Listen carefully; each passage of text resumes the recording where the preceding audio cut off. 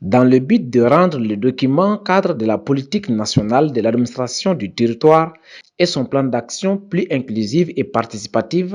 Un atelier de partage du projet du dit document a eu lieu ce mercredi 28 décembre 2022 à Badjangara.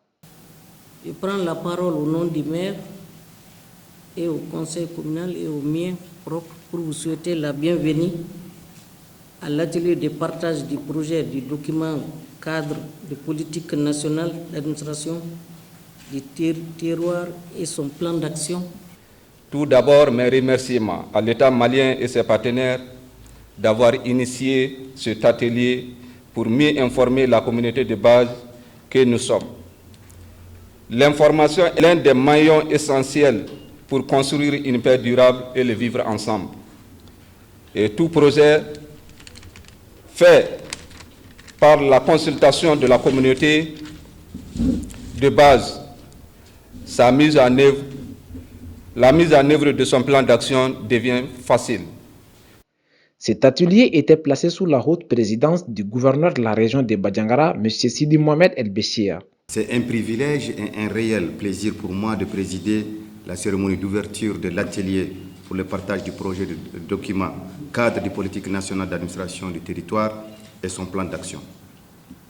En cette circonstance, je tiens tout d'abord à souhaiter aux participants la bienvenue et un agréable séjour à Banyangara, la cité de Nangabano Tembeli.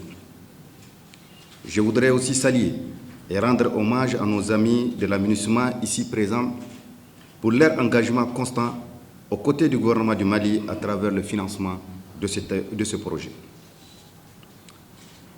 À travers cette rencontre, il ne s'agit nullement pour le ministère de l'administration territoriale et de la décentralisation d'organiser un atelier de plus, mais plutôt de donner davantage de lisibilité et de visibilité à la dynamique de concertation, de modernisation de notre administration.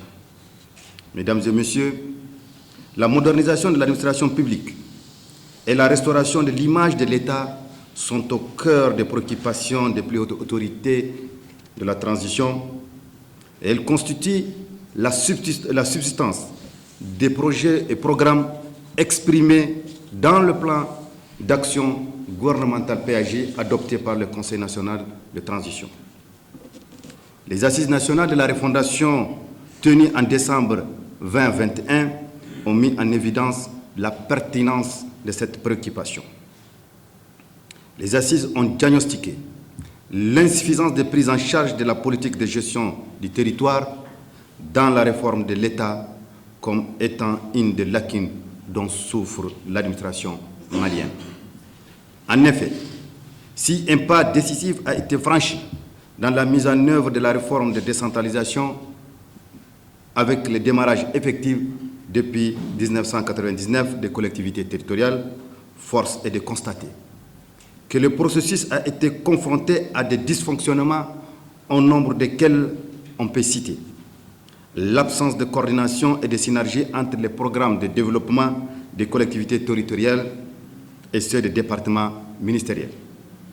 Les difficultés liées au transfert de compétences relevées au niveau de certains départements sectoriels. La faiblesse des moyens alloués à la tutelle et aux services techniques chargés d'accompagner les collectivités. Bref, un déséquilibre réel entre décentralisation et déconcentration.